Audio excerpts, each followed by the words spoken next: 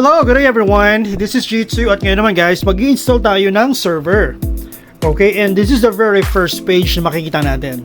Now, click next lang. Next ulit tayo.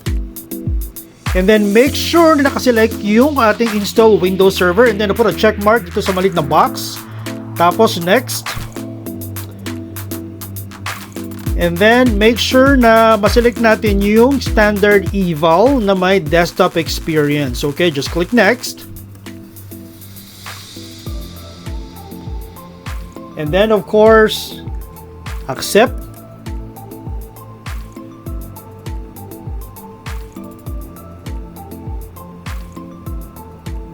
Okay. So, compared doon sa client guys, iba lang yung ano niya, yung itsura ng pag-partition, pero it's just still the same. Okay, so click nyo lang yung create partition dito. Tapos, hatiin lang ulit natin sa dalawa. So, lagyan natin ng 3 para 50-50. Just click apply.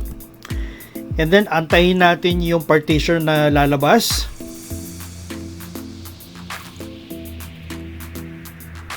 Yan. So, may nakataulog kayong tatlo. Yung first one, partition 1, nakalagay dyan, naka-primary. And then partition 2, naka-primary din siya, which is 30.6. And then, yung ikatlo, nakalagay na unallocated space. Okay?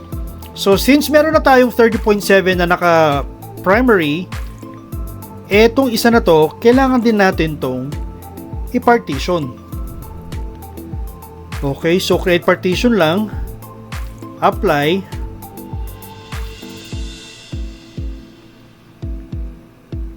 Okay, antayin lang natin mawala yung unallocated. Ayan, nakikita nyo guys, naka-primary na rin siya. So mamaya, meron na tayong drive C tsaka drive D. So from here, just click next. And then install.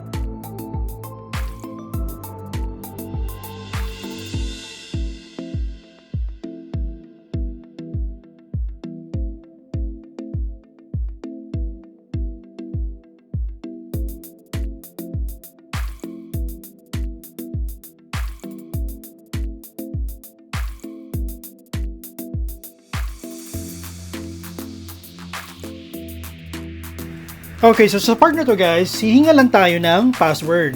Okay, pero yung username, nakapirme lang siya na administrator. So make sure guys na wag nyo makakalimutan yung password ng administrator.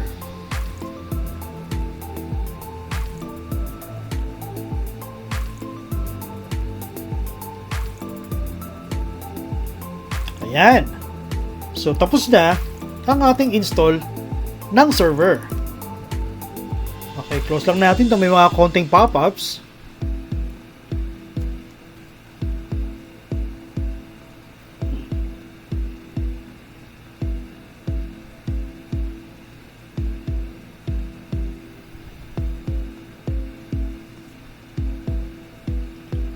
And then, accept lang tayo.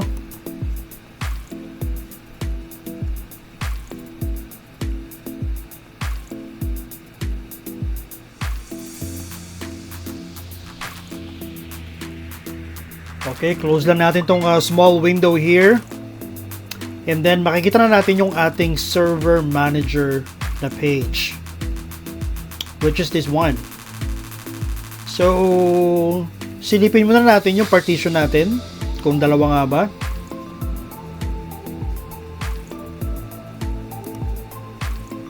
So, makikita nyo guys, dalawa. C, tsaka D. Again, remember guys, kailangan may drive D. Okay? Okay, so I hope you have learned something today. And hanggang sa muli.